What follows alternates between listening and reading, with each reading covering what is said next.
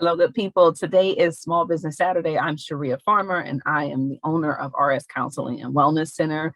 I have been in business since 2009 in some format. I fully went out in 2015 as a full entrepreneur and work for myself. I have been doing some tips to help those who are thinking of starting a business, growing a business, or maintaining their business. And so today's tip is something that I take very serious around, maintaining and growing my business, which is to know your budget and to cut costs when possible. One of the things that a lot of us do when we are starting businesses and or we're just excited to have a business is that we don't really have a true understanding of the revenue or expenses that we have.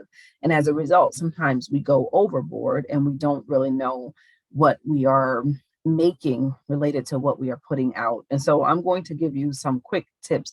Evaluate your costs. What that means is really tracking for like a month. If you are in business, if you are starting a business, this is going to sound a little bit different and I'll come back to that.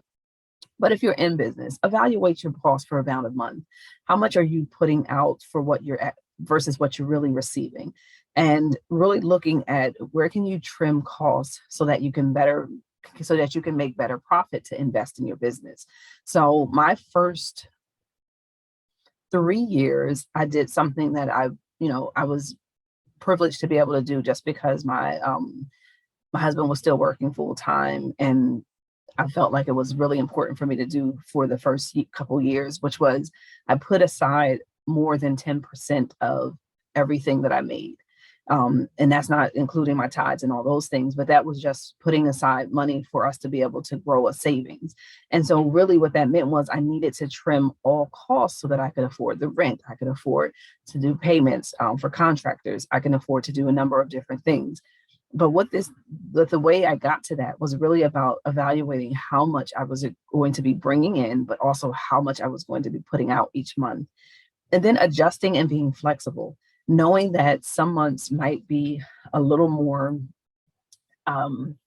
costly for our business because of the holidays or the summer. So there's times in the beginning of my practice, it was primarily just outpatient, which was therapists. And so what that meant was there were certain months where there's less therapy clients that will come out to therapy. Those months I knew that I needed to trim even further. So evaluating your months in advance so that you know what you need to save for, what you need to prepare for the year related to those ebbs and flows based off of your industry.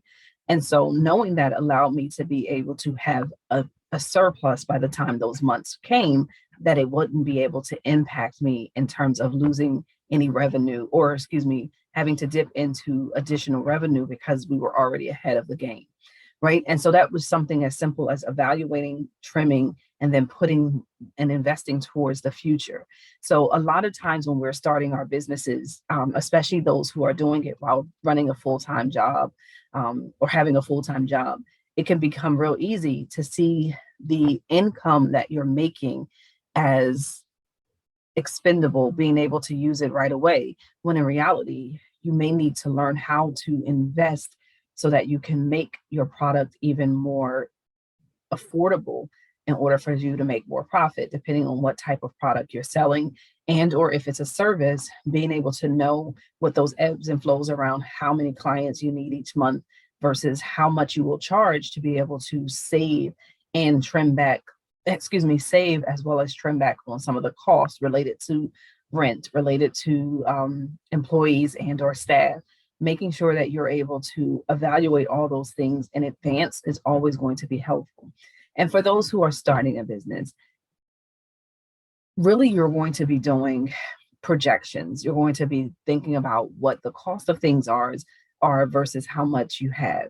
And then you want to think you really want to know how much you plan to budget on your business at the very beginning.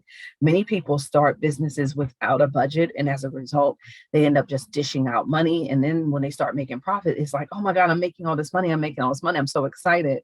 but they didn't realize how much they had already put into the business. And so you may be a year before you would even see the profit because you just didn't sit down and do projections and true costs for each product or service that you're going to be providing.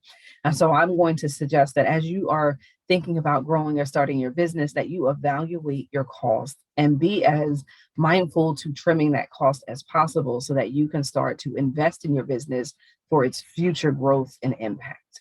All right. I hope that tip makes sense. I will probably do one on just strictly budgeting and understanding the difference between revenue and expenses.